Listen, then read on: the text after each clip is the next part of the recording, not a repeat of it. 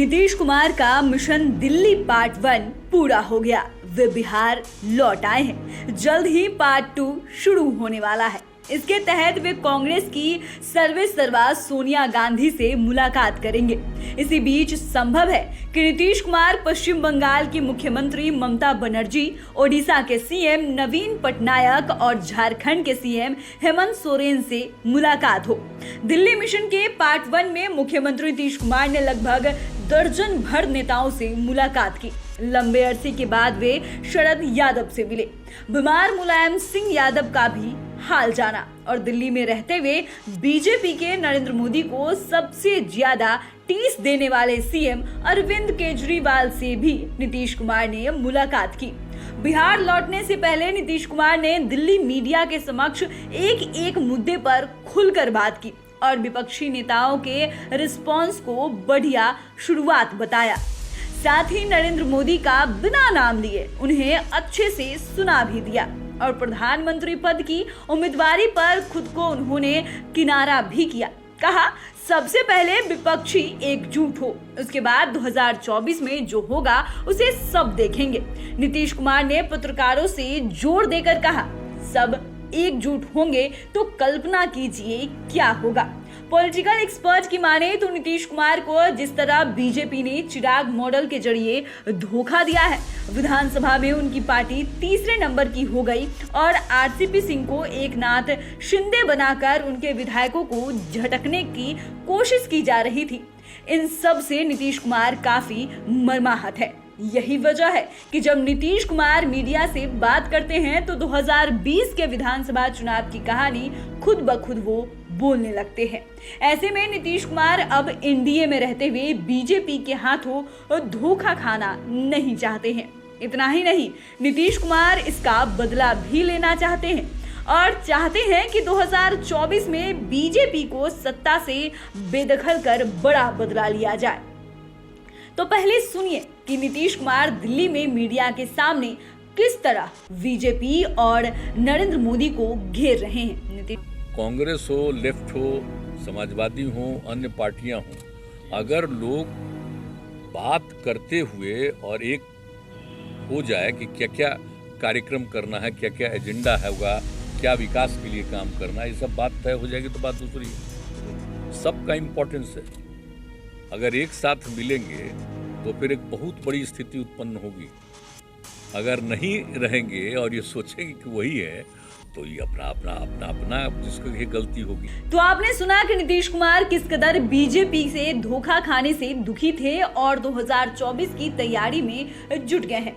उनकी चाहत क्या है और किस अंदाज में वे आगे बढ़ रहे हैं, उन्हें इस बात की चिंता नहीं है कि नरेंद्र मोदी के सामने चेहरा कौन होगा और अगला पीएम कौन बनेंगे।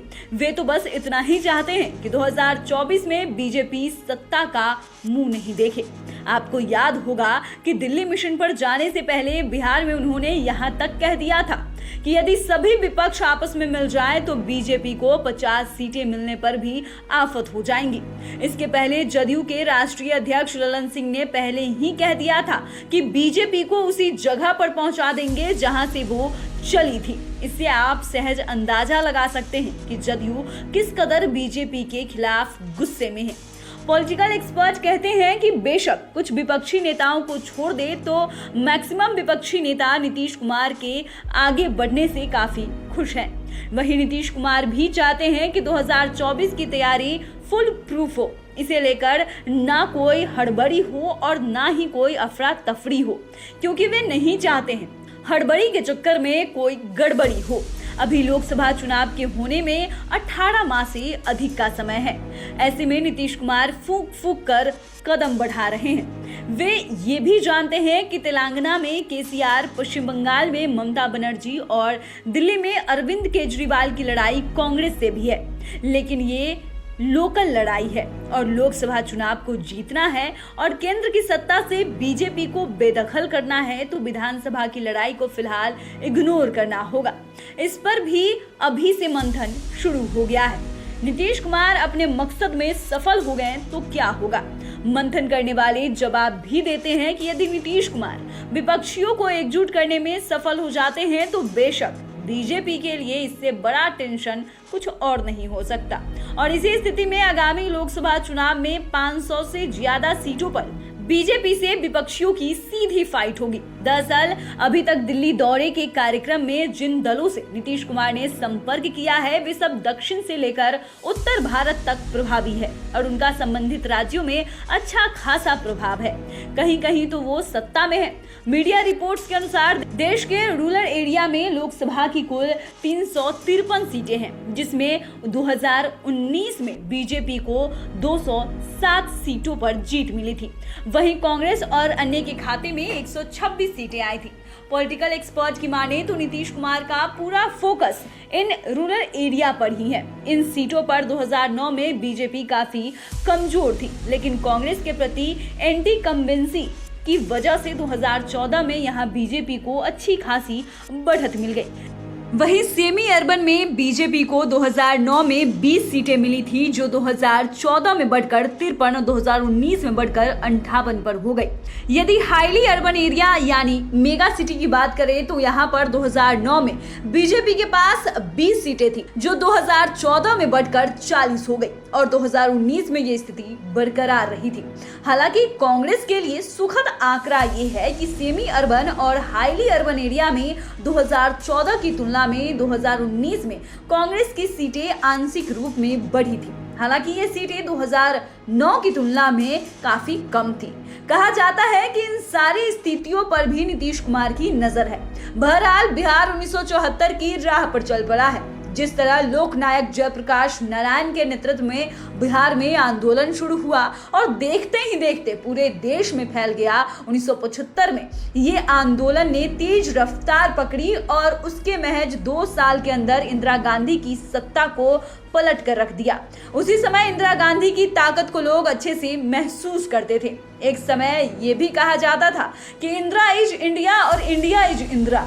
इसके बाद भी जेपी मूवमेंट ने पूरे देश के समीकरण को बदल कर रख दिया था। कहा जाता है कि एक बार फिर बिहार उसी राह पर आगे बढ़ रहा है और इस बार नीतीश कुमार इसके अगुआ बन रहे हैं।